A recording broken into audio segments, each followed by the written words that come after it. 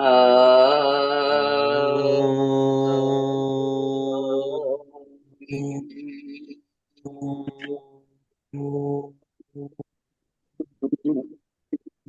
गुरुदेव।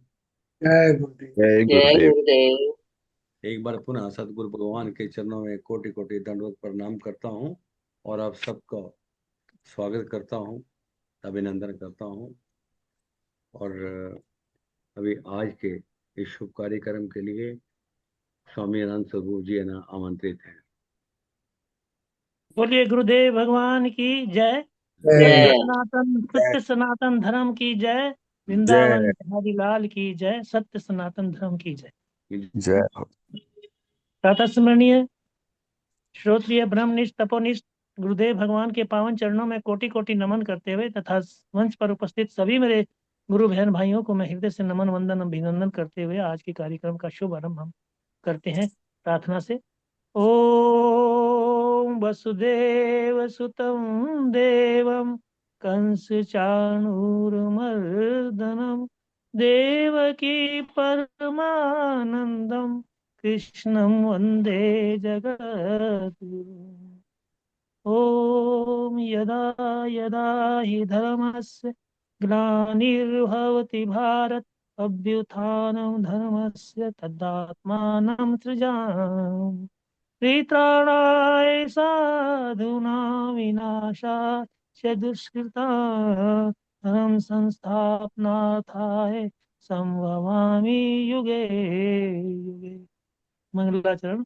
सच्चिदानंद रूपाय विश्व उत्पत्त्यादि हेतवे तापत्रय विनाशाय श्री कृष्णाय वयम् ओम ब्रह्मानंदम परम सुखदम केवलम ज्ञानमूर्तिम द्वंद्वतीतं गगन सदृश्यम तत्वमस्यादिलक्ष्यम् एकं नित्यं विमलाचलं सर्वधी साक्षिभूतं भावातीतं त्रिगुणरहितं सद्गुरुं तं नमामि। सद्गुरुं तं नमामि। पुनः एक बार मंच पर उपस्थित सभी मेरे गुरु बहन भाइयों को हृदय से नमन वंदन अभिनंदन। और आज के कार्यक्रम का शुभारंभ एक भजन के माध्यम से, और भजन के लिए आमंत्रण है डॉक्टर सुभाष जी को। डॉक्टर सुभाष जी, आप एक भजन से कार्यक्रम का आरंभ करें। जय गुरुदेव जी, सभी को जय गुरुदेव। सर्वप्रथम आप सभी के श्री चरणों में वंदन प्रणाम। मेरे सतगुरुदेव की कृपा हम सब के ऊपर बनी रहे। ठाकुर जी के श्री चरणों में वंदन प्रणाम।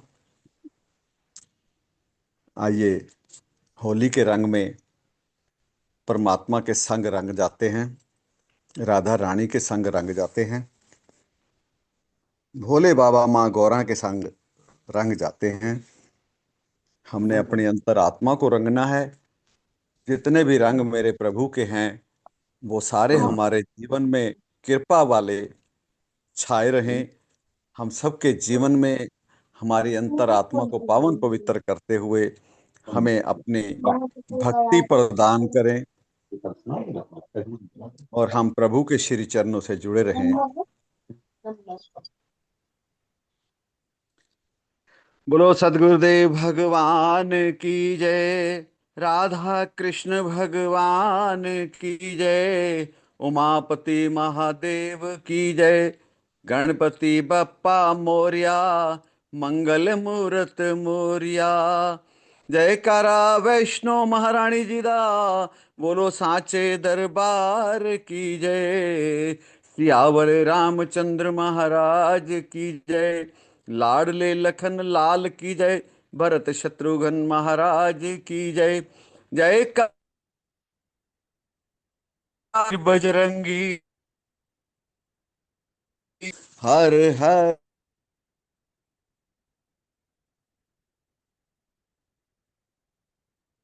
राम भगवान की जय। श्रीदेव महाराज की जय। हमारे सबके भाव हैं ये, मिलकर के हम सारे ठाकुर जी से क्या कह रहे हैं।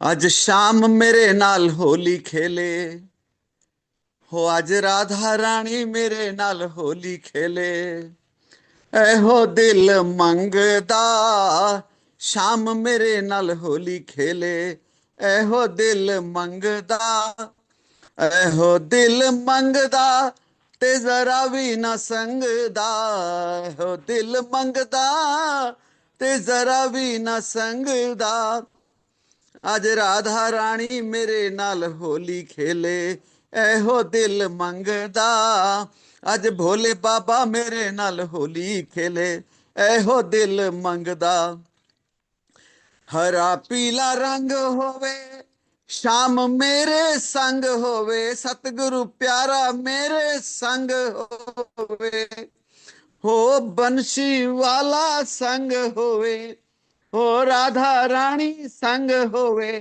होए डमरू वाला संग होवे, दिल विच उमंग होवे, प्रभु दे नाल होली खेलन दी दिल विच उमंग होवे, एहो दिल मंगदा अज शाम मेरे नाल होली खेले, एहो दिल मंगदा अज राधा रानी मेरे नाल होली खेले, हाथ मेरे गुलाल होवे,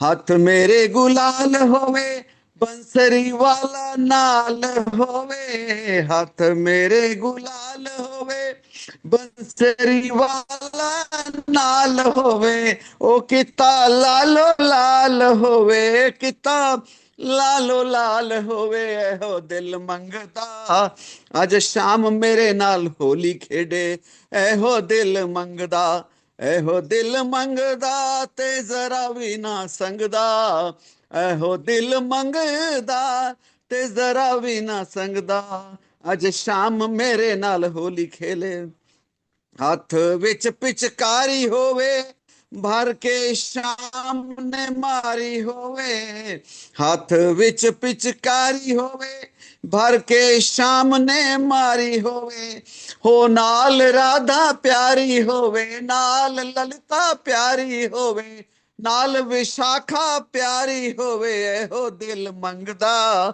अज शाम मेरे नाल होली खेडे, एहो दिल मंगदा, एहो दिल मंगदा ते जरा भी ना संगदा, अज डमरू वाला मेरे नाल होली खेडे, एहो दिल मंगदा, उच्चा लंबा वेड़ा होवे, विच गोपाल मेरा होवे, उच्चा लंबा वेड़ा होवे, विच गोपाल मेरा होवे, हथ मखण दा पेड़ा होवे, हथ मखण दा पेड़ा होवे, मिश्री दा ओ भोग लावे, ओए हो दिल मंगदा मिश्री दा ओ भोग लावे, एहो दिल मंगदा अज शाम मेरे नाल होली खेले, एहो दिल मंगदा, हरिहर मेरे नाल होली खेले, एहो दिल मंगदा, फागुन माह दी होली होवे, सब सखियां दी टोली होवे,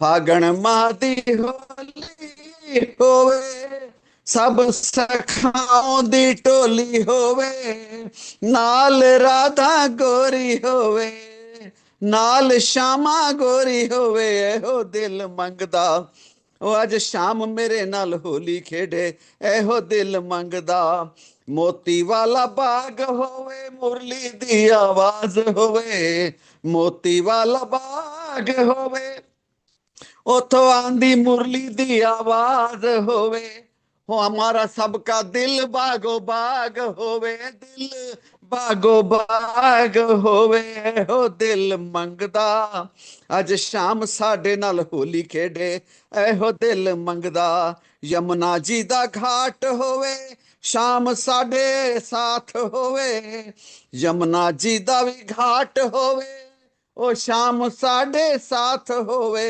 होंदी मिलके सब दी रास होवे, होंदी सब दी रास होवे, एहो दिल मंगदा, एहो दिल मंगदा ते जरा भी ना संगदा, शाम मेरे नाल होली खेडे, एहो दिल मंगदा, नदी दा किनारा होवे, नाल शाम प्यारा होवे, नदी दा किनारा होवे, नाल शाम प्यारा होवे, प्रेम दा नजारा होवे, एहो दिल मंगदा अज शाम साडे नाल होली खेडे, एहो दिल मंगदा अज सतगुरु साडे नाल होली खेडे, एहो दिल मंगदा डमरू वाला साडे नाल होली खेडे, एहो दिल मंगदा, एहो दिल मंगदा ते जरा भी ना संगदा, एहो दिल मंगदा ते जरा भी ना संगदा, अज शाम साडे नाल होली खेडे,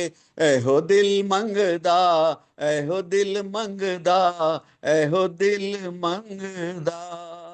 सब नू रंग भरी बड़ी प्यारी प्यारी मेरे प्रभु दी होली दियां बधाइयां जी। जय श्री राम, जय सुभाष जी, गुरुदेव। बहुत बहुत बहुत बहुत धन्यवाद। आपने होली के उत्सव में आज बहुत ही सुंदर भजन गाकर सबको मोहित किया। श्याम मेरे नाल होली खेले, अयो दिल मंगदा, जरा भी ना संगदा, जरा भी ना संगदा, गुरु मेरे नाल होली खेले, अयो दिल मंगदा, अयो दिल मंगदा, जरा नहीं संगदा। बहुत बार हमने देखा गुरुदेव के साथ जो होली खेली, गुरुदेव ने जो होली खेली हरिद्वार में पिछले वर्ष होली देखी, बहुत सुंदर। सिजई में हमने होली देखी, बहुत सुंदर गुरुदेव के साथ खेली। तो वो गुरु भी जो है भगवान रूप है। सचमुच ऐसा जब मौका मिला तो बहुत बहुत ऐसा लगा कि आह्लादित हो गया मन। तो सचमुच है तो भावों का ही रस, भावों का ही रंग है। आपने बड़े भावों से प्रभावित होकर अनेक अन्य अन्य विषयों को लेकर, नदी का किनारा होवे, जमुना का किनारा होवे, बहुत सारी सुंदर अभिव्यक्तियों से आज होली गीत को गाया। धन्यवाद, बहुत बहुत धन्यवाद। अब मैं निवेदन करूंगा कुलदीप जी से या क्या गुरुदेव भगवान की अमृतमय वाणी का स्मरण कराएं। कुलदीप जी। हाँ जी, हाँ जी, हाँ जी। अ,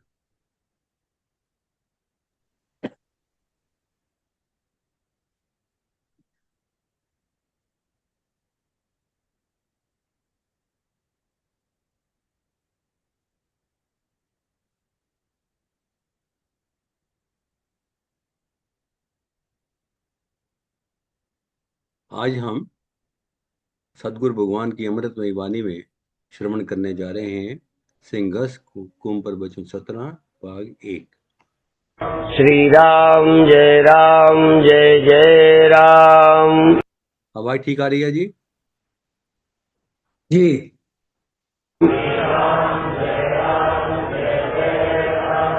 श्री राम जय जय राम। सच्चिदानंद भगवान की, सनातन धर्म की। किसी ने लिखा है, प्यारे प्रभु जी कहते हैं कि जब कोई ब्रह्म ज्ञान को उपलब्ध होने वाला होता है तो 3 ब्रह्मज्ञानी सद्गुरु उसकी पहचान करते हैं और उसे आशीर्वाद देते हैं। क्या ये सच है? फिर आगे प्रश्न करते हैं, यदि हाँ तो आपको जिन 3 सद्गुरुओं के आशीर्वाद मिले हैं कृपा कर उनके बारे में बताकर अनुग्रहित करें। लोगों ने तो गिनती कर ली है, मेरी गिनती ही नहीं है कितने मुझे आशीर्वाद मिला है। आपको आश्चर्य होगा, मैं आशीर्वाद लेता ही रहता हूं और वो बहुत कम अकल के लोग हैं जिन्होंने 3 से ही लिया है।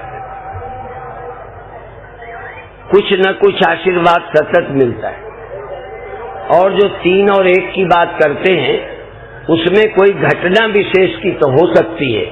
किसी के कारण चमत्कार हो गया, किसी के कारण ध्यान लग गया, किसी के कारण प्रकाश हो गया। जैसे महर्षि दयानंद की घटना मैंने प्रातः बताई थी कि एक घटना उनके जीवन का मोड़ बन गई। वहां चूहे ने कोई ज्ञान नहीं दिया। ऐसे ही घटनाएं जीवन में घटती हैं और वो प्रेरणा का स्रोत बन जाती हैं।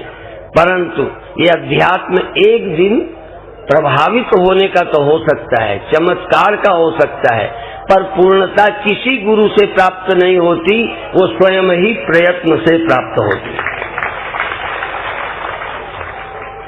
हमको गुरु का आशीर्वाद मिला है एक का तो नाम आप जानते ही हैं, पर ये भी मैं कहता हूं उनसे जो कुछ मिला उसी को आज हम अनुभव करते हैं। उस समय सुना था, अनुभव बाद में होता है। तुलसीदास ने भी गुरु से सुना था, तब वो बच्चे थे, तब उन्हें समझ नहीं आई, पर संस्कार पड़ गए। जो चीज बचपन में हम राष्ट्र के गीत गाते थे, तब राष्ट्रभक्ति नहीं थी, पर जब देश की समस्याएं हम सयाने हुए तो वो गीत आज हमारी अनुभव बन गए। तो जब व्यक्ति मोक्ष चाहने लगता है सच्चे दिल से, तो सुनी बातों को अनुभव करता है।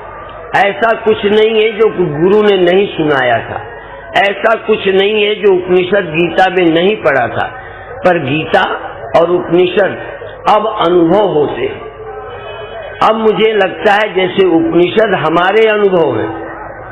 पहले उपनिषदों से हम चले, आज हमारी वाणी उपनिषद लगती है, हमें लगता ही नहीं कि हम उपनिषद नहीं बोलते।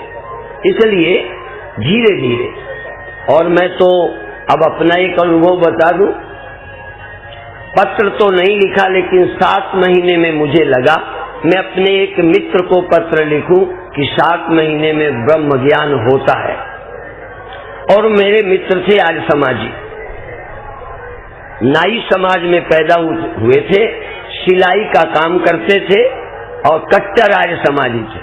और उस समय में कट्टर सनातन धर्मी मूर्ति पूजक था, लेकिन हमारी मित्रता थी। और वो मुझे कहते थे, स्वामी पुजारी जी यदि आप संत बनना तो मुझे सूचना जरूर देना। और ऐसा हुआ, मैं संत बना, उनको मिला भी। तो मैं ये कहना चाहता हूं कि 7 महीने में मैंने पत्र लिखने की सोचा, लेकिन लिखा नहीं।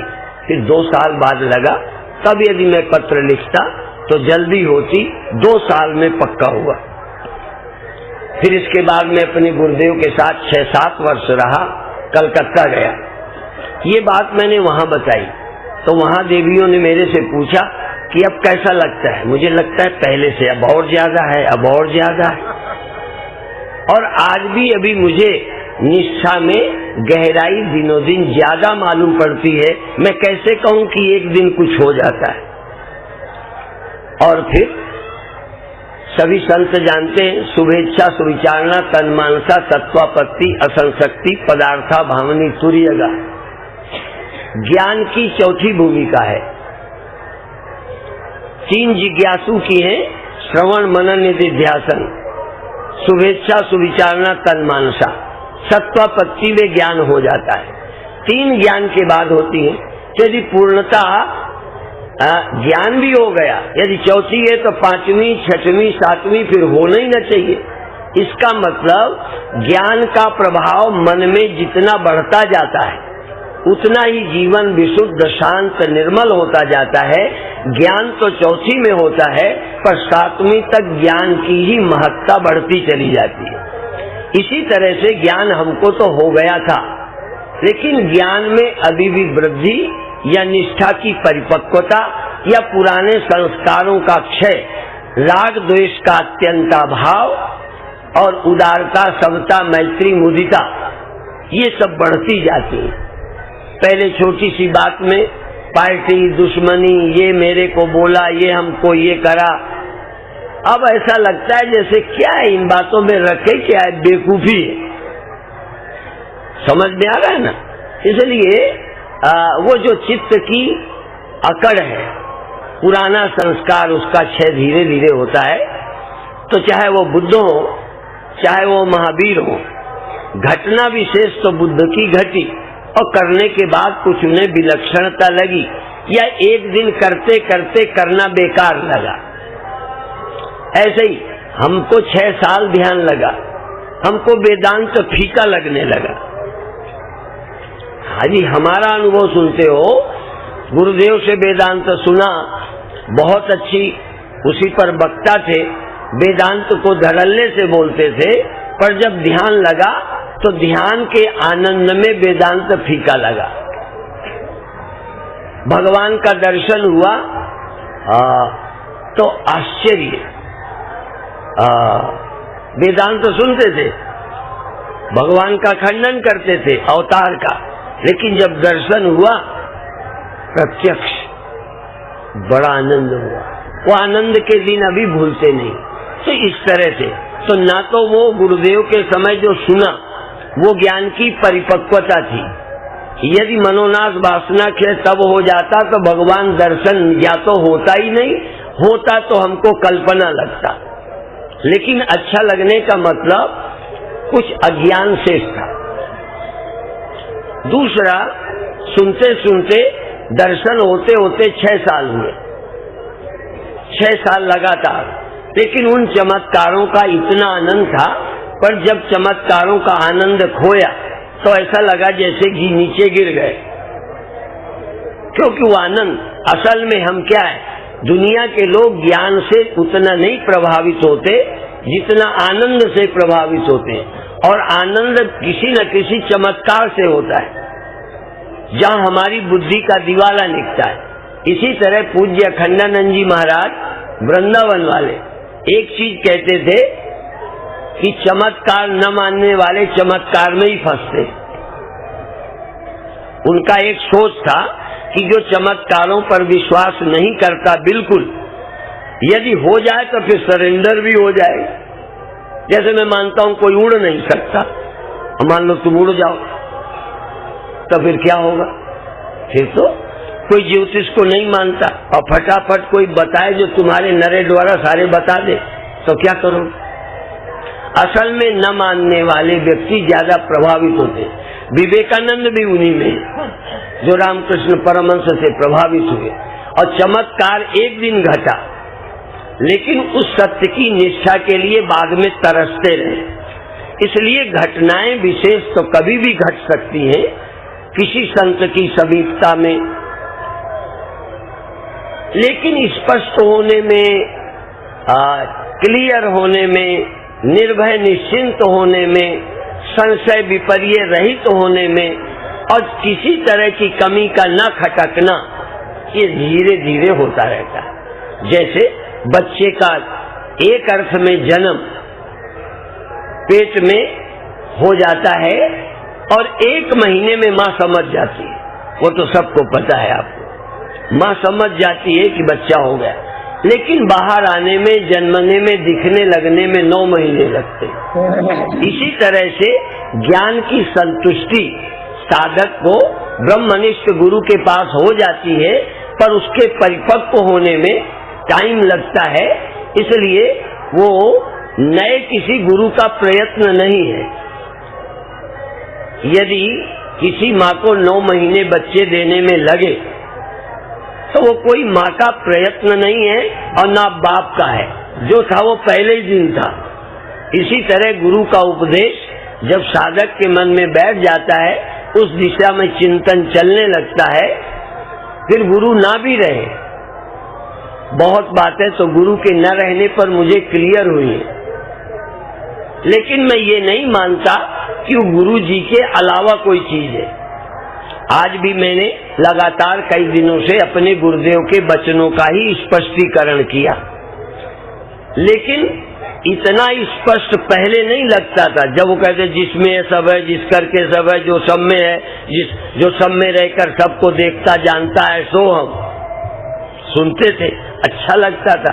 क्यों अच्छा लगता था? बाल ब्रह्मचारी 1, वृद्ध 2, वैराग्यवान, न खाने की आसक्ति, न ओढ़ने की आसक्ति, न कोई लेना न देना। ऐसे वैराग्यवान संत देखने को नहीं मिलते, तो उनकी बात अच्छी लगती थी। वो बात कोई बहुत ज्यादा ढंग से कहते थे इसलिए नहीं, पर उनका तप, उनका त्याग, उनका तप, इसलिए जो कहते थे हृदय में बैठ जाता था, अच्छा लगता था। कोई चरित्रहीन वही बात सुनाए तो मन नहीं करेगा इससे सुने, बल्कि लगेगा हटा रटी रटाई बोलता है। तो गुरु महाराज की बात हमको अमृत सी लगती थी। तो और गुरु महाराज का क्या कहें? अभी अभी बात चल रही थी मिलने जुलने की, लाइन लगाने की। गुरुदेव तो रोड पर कोई मिल जाए, प्रश्न कर दे तो हाथ पकड़ के वही समझाने लगते थे। और कभी कभी प्रश्न करने वाला घबराता था कि मैं कहाँ फंस गया। वो 100 वर्ष की उम्र में भी हाथ पकड़ के समझाने लगते थे। खड़े खड़े सुनने वाला थक जाता था, गुरुदेव नहीं थकते थे। और गुरुदेव जब एकदम शरीर वृद्ध था, चोट भी लग गई थी, तब लोगों ने कहा महाराज अब मत घूमो। तो वो कहते थे मुझे खाट में लेकर यदि दूसरी जगह जाना पड़ेगा तो खाट में जाऊंगा, लेकिन जब तक हूं तब तक मैं ये समझाना बंद नहीं कर सकता। लोगों के पास तो चेलों के लिए समय नहीं है, चेलों के कल्याण के लिए प्रश्नकर्ताओं के उत्तर देने का समय नहीं है। दुकान लगाए बैठे हैं, तो जिस जिज्ञासु के शंकाओं का समाधान गुरु को करना चाहिए, गुरु के पास शिष्यों के समझाने का समय नहीं, और गुरुदेव के पास समय ही समय समझाने का ही था और कोई समय की जरूरत ही नहीं थी। यदि वो प्यासे हो और खड़े होकर समझाने लग जाएं तो समझाते। दो महीने तक गुरुदेव को हमने देखा केवल मुनक्के को पीस देना और छान करके 1 गिलास पीना, 2 महीने इतने में वो रहे। कभी कभी महीनों उपवास करते थे, फिर भी सत्संग करते थे। और हम सबको क्या कहते थे? हम खुसरू खां की संतान नहीं है, ऐसे बोलते थे।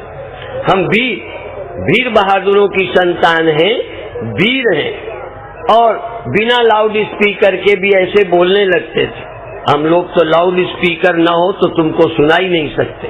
बड़े बड़े यज्ञों में, अर्थात उनका शारीरिक बल, उनका संकल्प बल, उनका त्याग, अर्थात जिनके जीवन में पूरी निष्ठा होती है, उनकी बात का असर होता है। तो गुरुदेव से हम बहुत प्रभावित, लेकिन ये भी सच्चाई से कहते हैं कि बात अच्छी लग जाना, प्रभाव पड़ जाना और समझ जाने में बड़ा फर्क है। आप भी मेरे तर्कों से प्रभावित है, मुझे मालूम है, इसमें तुम मेरे चेले नहीं हो। तमाम स्त्रियां, गांव के लोग मेरे तर्क प्रवचन से प्रभावित हैं, लेकिन मैं ये नहीं मानता कि आज तुम्हें ज्ञान हो गया है। ज्ञान होना अपरोक्षानुभूति, अपरोक्षानुभूति। शंकराचार्य ने तो एक पुस्तक का नाम ही रखा, अपरोक्षानुभूति। एक ग्रंथ का नाम रखा विवेक चूड़ामणि, अर्थात अपरोक्षानुभव। आप जानते हो अपरोक्षानुभूति भी 2 तरह से होती। स्वप्न आपकी अपरोक्षानुभूति है,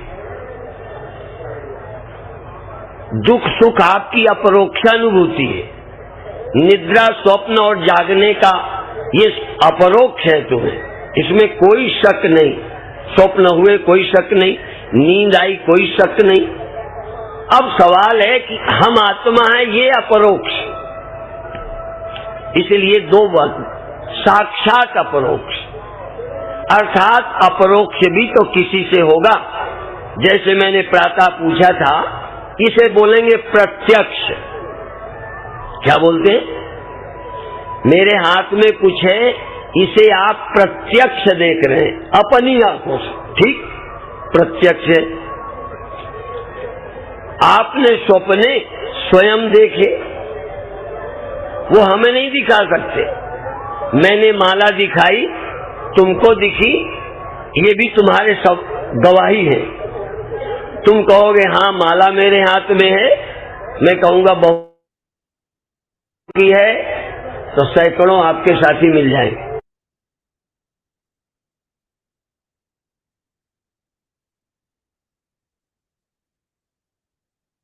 स्वप्न हुआ, तुम्हारे स्वप्नों का गवाही पड़ोसी, बोलो।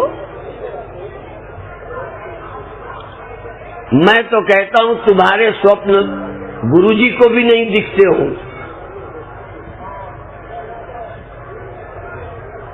तुम मन में क्या सोचते हो, क्यों चेला बने?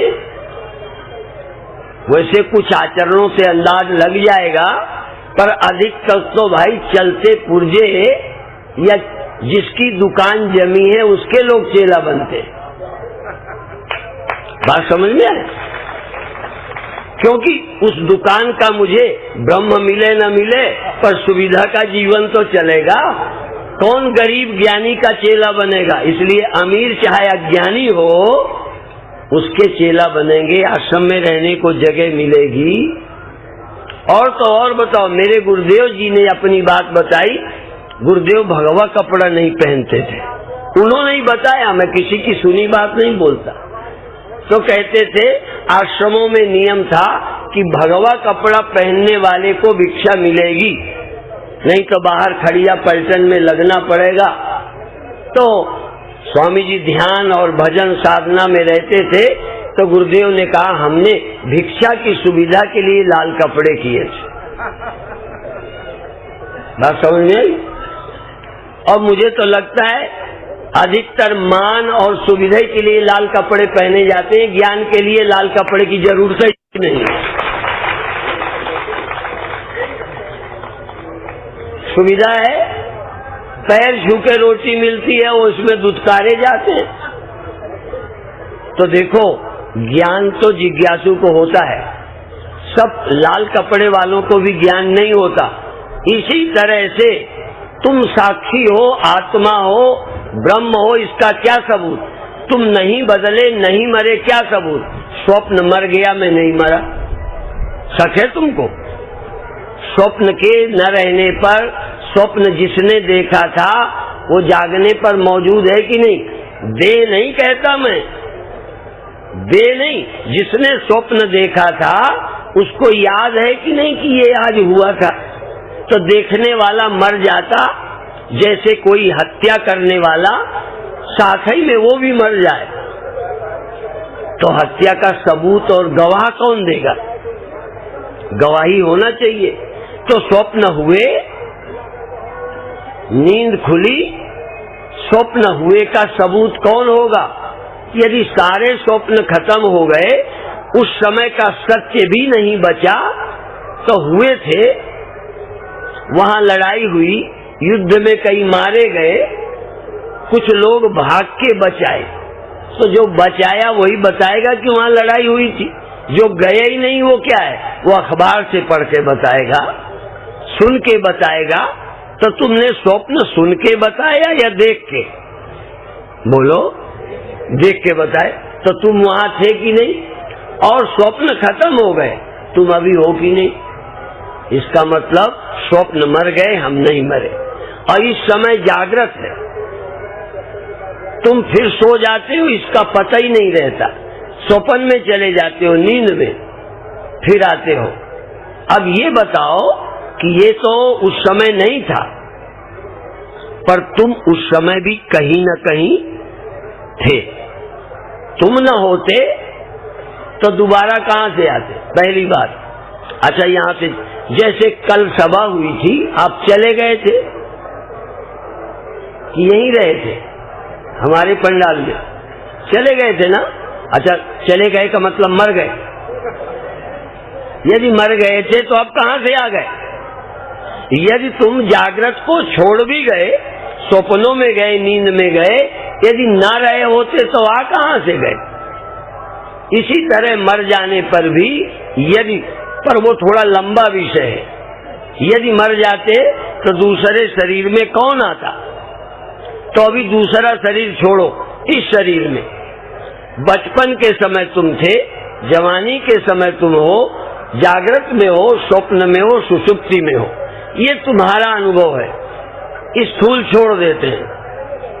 ध्यान करो, उजेला देखो, ध्यान करो, भगवान देखो, ध्यान करो, सुमिरन करो, नाम जपो, श्वास में ध्यान लगाओ, समाधि लगाओ, नाद सुनो, शून्य में जाओ, और फिर शून्य तुमने देखा, तुम्हारे शून्य को हमने नहीं देखा।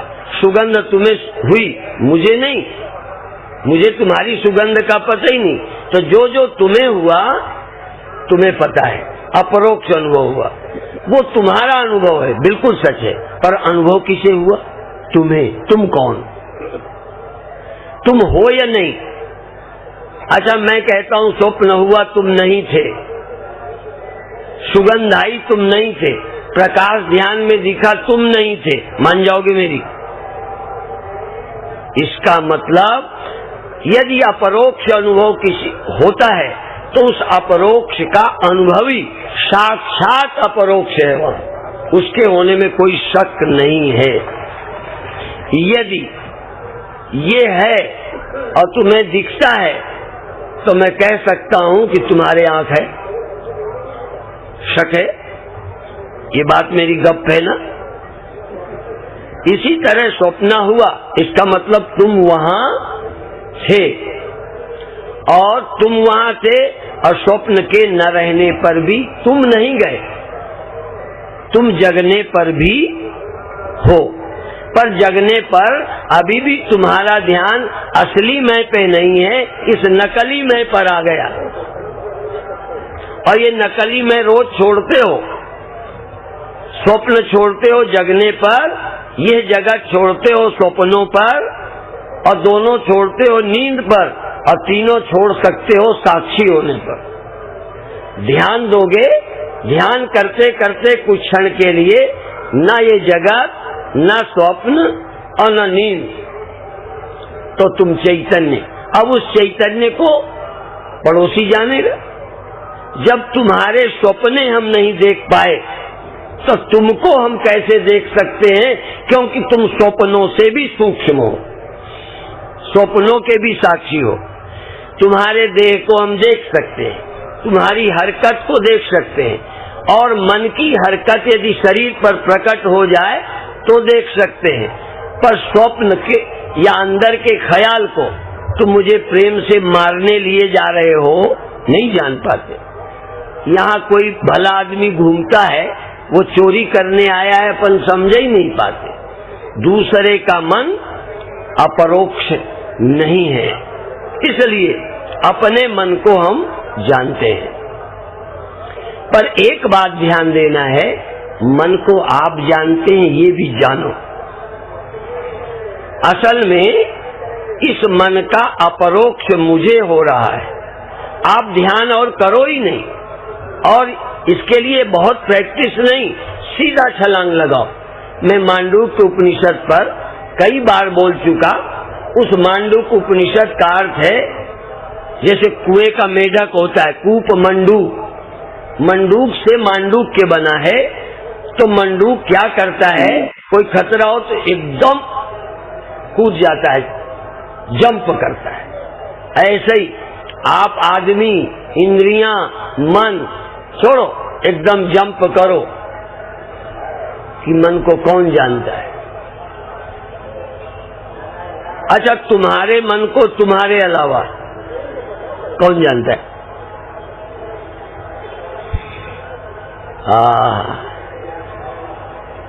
मन बड़ा विचित्र है, और दूसरे का मन दूसरे को अपरोक्ष नहीं है, अनुमान तो होता है। इसलिए योग दर्शन में बोलते हैं कि दूसरे मन को योगी जान जाता है। पर हाँ, लेकिन उसमें भी दो तरह का, जैसे ज्योतिषी बताता है उसका बताना गणित है, अनुभूति नहीं। पर जब मुझे दर्द होता है तो सिर्फ जानते ही नहीं हूं, अनुभूति है, सुख की अनुभूति होती है, स्वप्न का अनुमान नहीं, स्वप्न की अनुभूति होती है। और ध्यान दो तो स्वप्नों का साक्षी भी मालूम पड़ेगा। कौन? मैं। स्वप्न का साक्षी मैं हूं, मन का साक्षी मैं हूं, वृत्तियों के परिवर्तन का साक्षी मैं हूं। यदि आप स्थूल की तरफ न जाएं, सीधा साक्षी होके बैठ जाएं, सीधा साक्षी, डायरेक्ट। और साक्षी शब्द का अर्थ ही है जो परंपरा से नहीं देखता। देखो, इसके आप साक्षी नहीं है, फिर जरा ध्यान दें, क्यों नहीं है? इसको आप डायरेक्ट नहीं देखते, इसके देखने में मन साक्षी है, इंद्रियां साक्षी है। तो जिसका सहयोग लेते हैं, जैसे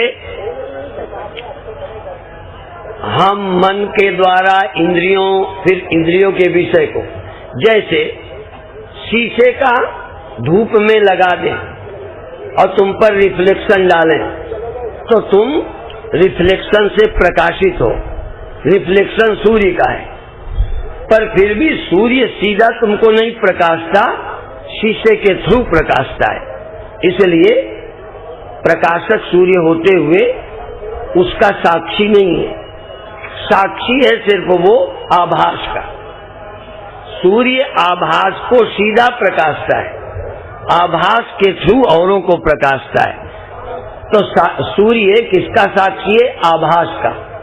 और आभास जहां पड़ता है सूर्य उसको भी प्रकाशता है, पर किसके थ्रू? आभास के थ्रू। और जहां आभास नहीं है वहां नहीं प्रकाशता।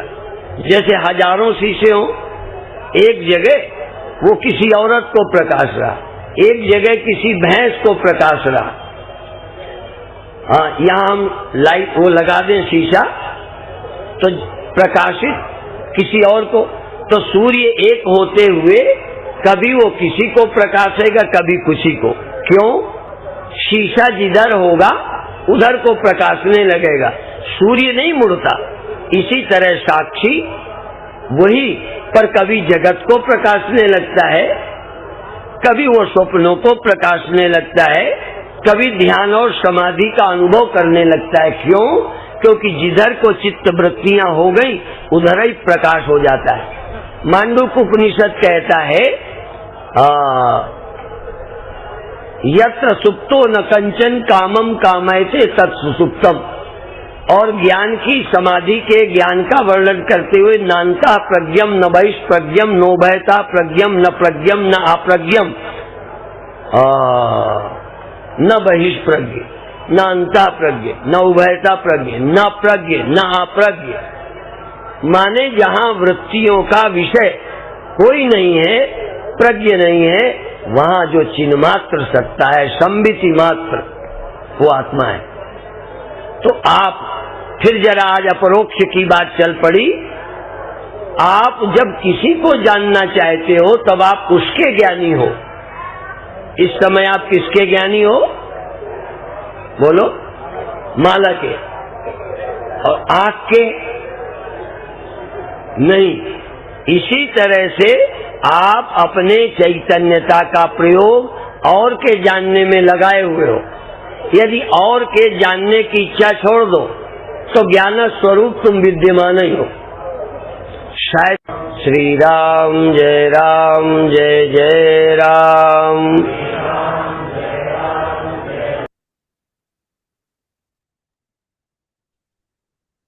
जय गुरुदेव। जय गुरुदेव। जय गुरुदेव। जय गुरुदेव। बस एक ही बात कहकर मैं फिर अभिव्यक्ति के लिए आमंत्रण करूंगा, जो अच्छी लगी हमें और हमारे जीवन को भी, हमें भी जो है समझ आ जानी चाहिए। गुरुदेव भगवान ने कहा कि बच्चा जब होता है, बच्चा जब ठहरता है तो माँ को 1 महीने के बाद उसकी जानकारी हो जाती है, और 9 महीने पूरे होने के बाद पूरा बच्चा बाहर आता है। ऐसे ही गुरुवाणी का प्रभाव जब चित्त पर पड़ता है तो ये जरूरी नहीं कि उस प्रभाव से हमारे को ज्ञान हो जाए, पर अगर चित्त पर गहरा प्रभाव पड़ गया तो फिर समय लगता है धीरे धीरे करके। जैसे गुरुदेव भगवान कहते हैं कि हमें तो आज तक भी वो ऐसे लगता है जैसे वर्धन हो रहा है, ज्ञान का वर्धन हो रहा है, ज्यादा स्पष्ट हो रहा है। अपने जो साक्षी है उसको ज्यादा स्पष्टता से देख सकते हैं। तो ये हमें देखना चाहिए कि हमें बहुत जल्दी कोई प्रक्रिया हो जाए, ये जरूरी नहीं है। और ये भी है कि जिज्ञासा, ये भी नहीं है कि 9 महीने के बाद जैसे वो बच्चा हो जाता है तो 9 महीने के बाद या कुछ समय के बाद, कुछ समय है तो उस समय के बाद ये हमें ज्ञान हो ही जाएगा। ये हमारे ऊपर निर्भर करता है कि हम कितने जिज्ञासु, कितने प्रबल जिज्ञासु हैं। जितने प्रबल जिज्ञासु होंगे उतनी जल्दी जो है वो गुरुवाणी का प्रभाव हमारी चेतना को स्पर्श करेगा, और चेतना को स्पर्श करते ही जो है हमारे भीतर बहुत सारी तरंगे उठने लगेंगी और ज्ञान स्पष्ट होने लगेगा। जो सत्य है वो स्पष्ट होने लगेगा, ज्ञान नहीं, सत्य स्पष्ट होने लगेगा। ऐसा हमें जानना चाहिए। अब मैं निमंत्रण करता हूँ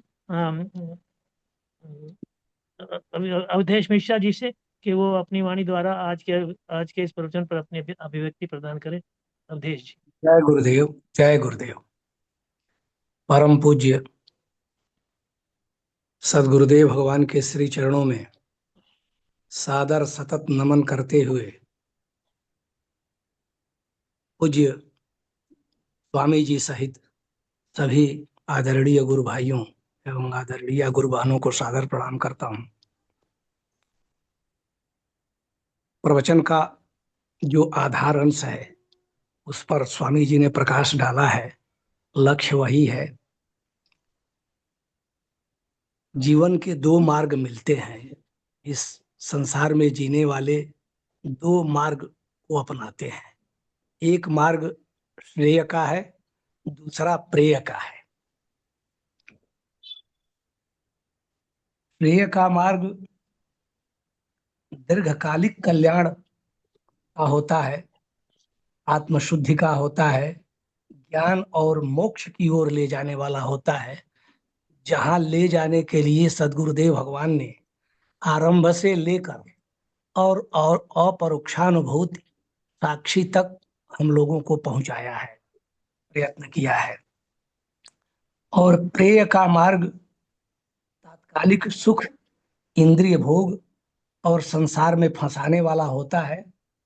प्रारंभ में सुखद लगता है लेकिन अंत में वह दुखदाई होता है। और जो प्रेय में ही उलझे रहते हैं वो पशु की तरह जीते हैं। आहार निद्रा भय मैथुनश्च सामान्य में तद पशुभिर नराणाम। जो पशुओं की गति है वही उनकी होती है, इसलिए श्रेय मार्ग को ग्रहण करना चाहिए। और कहते हैं कि व्यक्ति के जीवन में घटने वाली घटनाएं प्रेरणा का स्रोत बन जाती हैं। व्यक्ति के जीवन में ऐसी घटनाएं आती हैं जो प्रेरित कर देती हैं।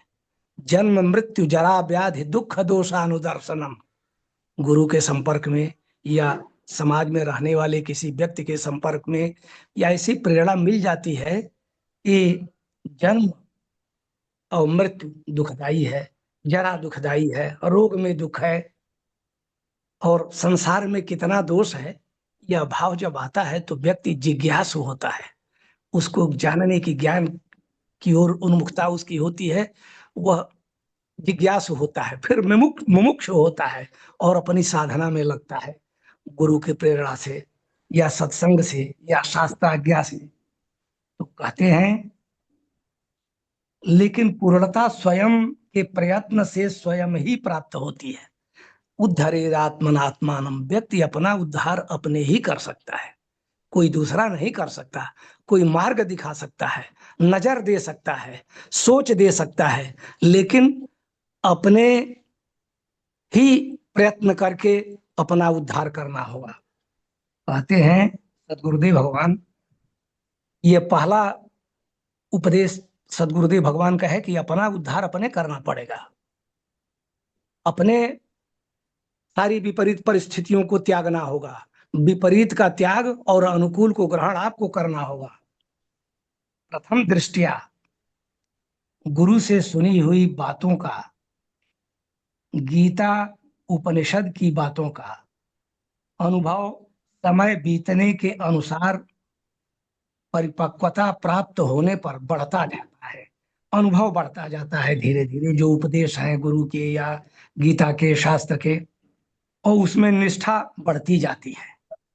तुलसीदास ने कहा कि मैं अचेत था जिस समय निज गुरु सन सो सुनी कथा सो सुकर खे तनि 12 क्षेत्र में मैंने अपने गुरु से रामायण की कथा सुनी, लेकिन तब अति रहाव अचेत। उस समय मैं अचेत था, लेकिन धीरे धीरे प्रौढ़ता आई और मैंने रामचरितमानस लिखा। तो गुरुदेव भगवान कहते हैं कि यह अनुभव धीरे धीरे परिपक्व होता जाता है और ज्ञान में व्यक्ति उतरता जाता है। सदगुरुदेव भगवान कहते हैं आज हमारी वाणी उपनिषद ही लगती है, निष्ठा में गहराई दिनों दिन बढ़ती जाती है। और आगे कहते हैं सदगुरुदेव भगवान कि ज्ञान की 7 भूमिकाएं हैं। योग और वेदांत दर्शन में आत्मज्ञान या मोक्ष की प्राप्ति की 7 भूमिकाएं हैं जो साधक को अज्ञानता से अंतरात्मा की अनुभूति और मोक्ष तक ले जाती हैं। इसमें पहला है शुभेच्छा, जिसमें व्यक्ति में ज्ञान प्राप्त करने और आत्म कल्याण की इच्छा जागृत होती है। इसमें साधक ग्रंथों का अध्ययन, सत्संग और गुरु की खोज करता है जब शुभेच्छा जगती है। और दूसरा है सुविचारणा। इसमें साधक शुभेच्छा से प्रेरित होकर गुरु के उपदेशों, शास्त्रों और आत्मा के स्वरूप पर निरंतर चिंतन और मनन करता है। तीसरा सद्गुरुदेव भगवान ने बताया है, तीसरा चरण या तीसरी भूमिका तनुमानसा। इसमें सूक्ष्म मन हो जाता है।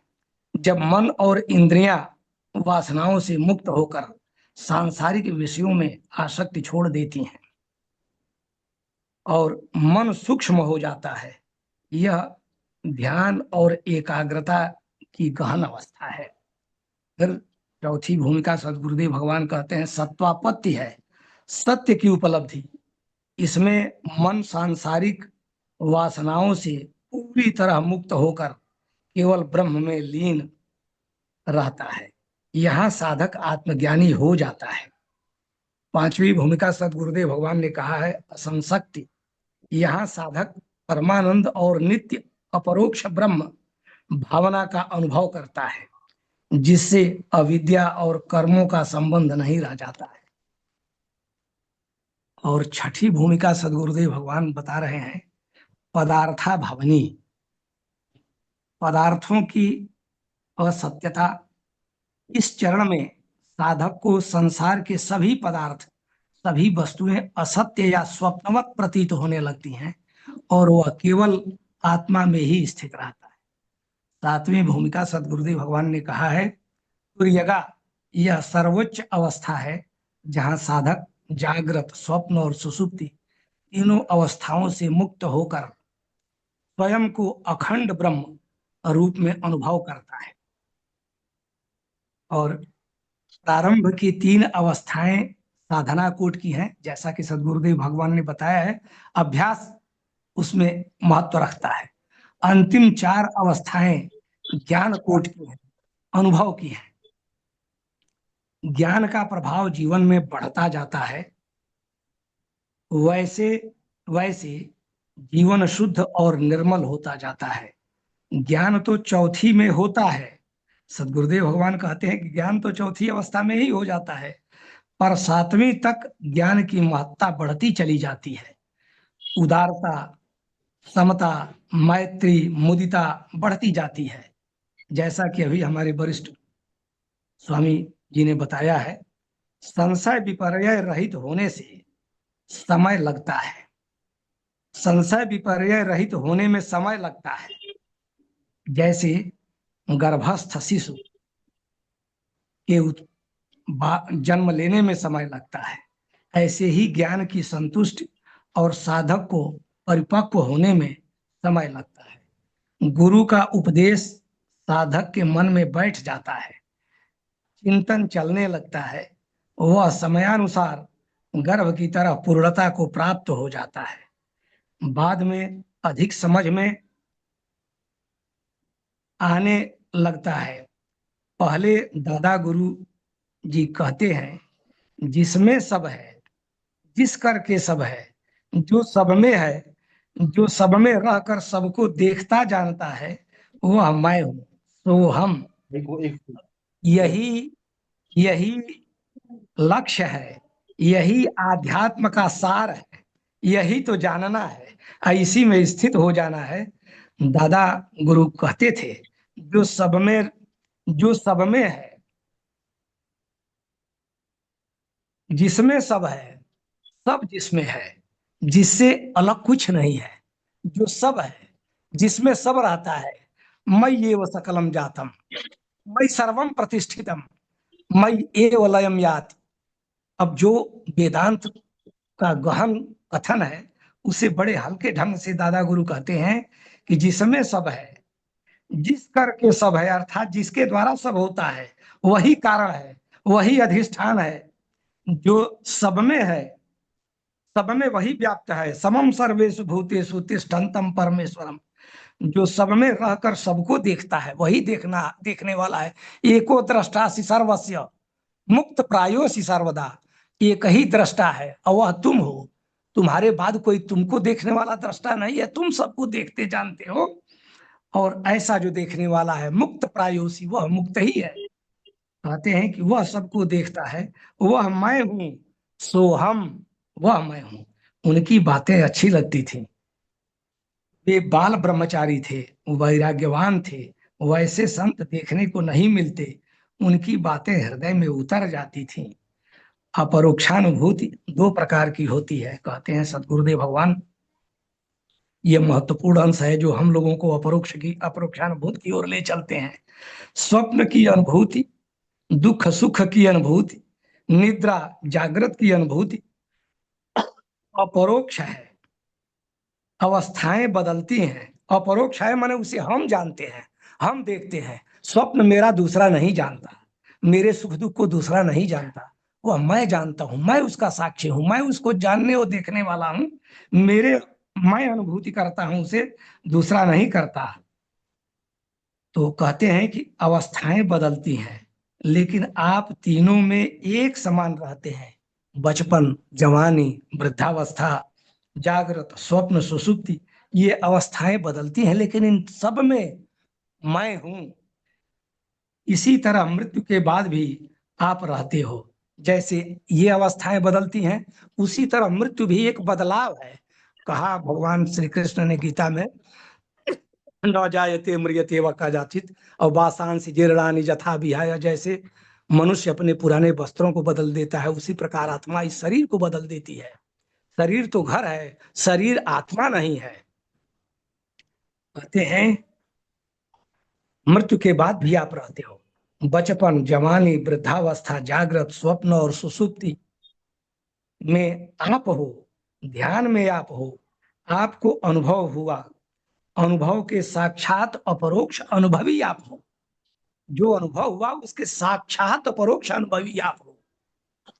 कहते हैं कि आपके अलावा दूसरा नहीं है। साक्षी होने पर जागृत, स्वप्न और सुषुप्ति तीनों छोड़ सकते हो। कहते हैं सदगुरुदेव भगवान, जब व्यक्ति साक्षी के रूप में स्थित होता है तो न जागृत रहता है, न स्वप्न, न सुषुप्ति। साक्षी में ये तीनों नहीं है। ये तो मन तक सीमित है, संसार तक सीमित है। साक्षी तो इन सबसे ऊपर है, वह चेतन है। चैतन्य अवस्था में आप स्थित हैं, साक्षी हैं, तो जड़ से भिन्न है। और कहते हैं आप चैतन्य हो, मन का अपरोक्ष ज्ञान आपको होता है। आप डायरेक्ट साक्षी हैं। चिन्मात्र आत्मा आप हो और आप ही सब कुछ हो। इसलिए जो कुछ होता है उसके साक्षी तुम हो। तुम ही ब्रह्म हो, तुम ही आत्मा हो, तुमसे भिन्न कुछ भी नहीं है। इन्हीं शब्दों के साथ मैं परम पूज्य सदगुरुदेव भगवान के श्री चरणों में कोटि कोटि नमन बंदन करता हूं और मंच से जुड़े हुए सभी आदरणीय भाइयों एवं बहनों को सादर प्रणाम करता हूं। जय गुरुदेव। जय गुरुदेव। बहुत ही मार्मिक और गुरुदेव की वाणी को आपने अभिव्यक्ति देकर बहुत स्पष्ट किया। बहुत बहुत धन्यवाद। बड़ी मुश्किल बात है कि मैं सब कुछ हूँ, मैं ही ब्रह्म हूँ, मैं ही आत्मा हूँ। यह अनुभव, यह अपरोक्ष हो जाना एक बहुत ऊंची कल्पना है, बहुत ऊंचा ज्ञान है या अपरोक्ष है, जिसे जिसे निश्चित हमें, ज्ञानी को यह निश्चित हो जाता है कि वो सब कुछ उसी से है। सब, जैसे कहा ना कि जिससे सब है, जिसमें सब है, जिस करके सब है, वो मैं हूँ, सो हम। तो निश्चित रूप से यह अनुभव में आ जाए, यह हमारी वृत्ति बन जाए। ऐसी कल्पना तो हमें करनी ही चाहिए, ऐसी हमें जिज्ञासा तो होनी ही चाहिए। समष्टि व्यष्टि का तो अनुभव हो सकता है, आसानी से हो सकता है कि मैं देह हूँ, मैं मन हूँ, मैं बुद्धि हूँ, मैं बुद्धि के पीछे जो है कि एक साक्षी भी हूँ, दृष्टा हूँ, साक्षी हूँ। ये अपने आप में बड़ा स्पष्ट है। पर मैं ब्रह्म हूँ, मैं सब समष्टि हूँ, सब कुछ मैं हूँ, मेरे अतिरिक्त कुछ नहीं है। ऐसा होने में निश्चित रूप से बहुत प्रयास की आवश्यकता है, बहुत साधना की आवश्यकता होती है। इसी के साथ समय हो गया, और समय होने के साथ साथ मैं निवेदन करना चाहूंगा कुलदीप जी से। कुलदीप जी, आज के इस कार्यक्रम को कुछ 2-4 शब्द कहकर आज के इस कार्यक्रम को विश्राम प्रदान करें। कुलदीप जी। धन्यवाद, धन्यवाद सर। मेरी आवाज ठीक आ रही है? जी। हाँ जी। सर्वप्रथम मैं सतगुरु भगवान के चरणों में कोटि कोटि प्रणाम करता हूँ कि जिनके कारण इतना अद्भुत ज्ञान हमें मिल रहा है। इस अद्भुत ज्ञान को अभी स्वामी जी ने और अवधेश मिश्रा जी ने बहुत क्लियर कर दिया। अभी आगे कुछ कहने का कुछ शेष तो नहीं रहता। एक बात मैं कहूँगा, एक दो बात हैं जो मैं कह सकता हूँ। आज सदगुरु भगवान ने चमत्कार की बात कही है कि कभी कभी कहते हैं कि चमत्कार जो है इसका कोई फायदा नहीं होता, लेकिन ये चमत्कार ऐसा है, चमत्कार जब होते हैं तो आदमी उस रास्ते पर निकलता है, ज्ञान की ओर चलता है, सत्य को जानने की कोशिश करता है। जैसे गुरु भगवान को साक्षात दर्शन हुए भगवान राम के, उन्होंने अपनी, वो कहते हैं कैसे हो सकता है, ये तो हो नहीं सकता, मैं तो कंबल ओढ़े हुए हूँ, कंबल निकाल दिया, कहते फिर भी हो रहा है, ये कैसे हो रहा है। तो ये एक अनुभूति ऐसी होती है, ये अवस्था ऐसी होती है कि जिससे आदमी बस उस चमत्कार को लेके वो आगे सत्य को जानने की कोशिश करता है। और दूसरा, गुरु भगवान ने आज बहुत बिंदियों पर बोला, मैं एक आदमी पे बात करूंगा, सिर्फ ज्यादा नहीं कह सकता, तो समय की भी समय को भी देखना है। कभी टाइम हो गया 9:04। उन साक्षी का बहुत अच्छे तरीके से मैं बताया कि तुम साक्षी हो, जानो अपने को। हम जागृत में क्या देखते हैं, कैसे देखते हैं? इंद्रियों से। स्वप्न में हम सोए पड़े होते हैं तो भी हम स्वप्न को देख लेते हैं। देखा किसने? वो मैंने, देखने वाला मैं ही था, लेकिन मैं तो सोया पड़ा। कैसे पता चल गया? सपने का पता कैसे चल गया कि ये हुआ, हाथी आया, शेर आया, क्या हुआ, ये सब कैसे पता चला? क्योंकि उसको मैं ही देख रहा था, मैं ही साक्षी हूं, उसके साक्षी मैं हूं। और वो साक्षी कौन है? उसको एक तीसरी अवस्था, 3 अवस्थाएं हम होती हैं हमेशा, जागृत, स्वप्न, सुषुप्ति। और सुषुप्ति अवस्था में हमें साक्षी का कुछ पता नहीं होता, लेकिन जब हम इस अवस्था में योग साधना द्वारा जाते हैं, ध्यान द्वारा जाते हैं, होश पूर्वक निद्रा में जाते हैं, तो साक्षी का अनुभव होता है। ये अपरोक्ष ज्ञान है। और इस अपरोक्ष ज्ञान को जब पा लिया, साक्षी को जान लिया, तो ब्रह्म हो जाता है। वो एक, और वो मैं और मेरे भगवान, मैं और ब्रह्म एक हो जाते हैं। ये अवस्था बहुत सुंदर अवस्था होती है। इस भगवान की अवस्था को आज गुरु भगवान ने बहुत अच्छे तरीके से क्लियर किया। धन्यवाद जी। बस इसी के साथ मैं विश्राम की ओर चलता हूँ। गुरुर ब्रह्मा गुरुर्विष्णु गुरुर्देवो महेश्वरा, गुरु साक्षात् परम ब्रह्म तस्मै श्री गुरुवे नमः। ध्यान मूलम गुरुमूर्ति, पूजा मूलम गुरुपदम, मंत्र मूलम गुरुवाक्य, मोक्ष मूलम गुरु कृपा। बोलिए सदगुरु भगवान की जय। जय सनातन धर्म की जय। जय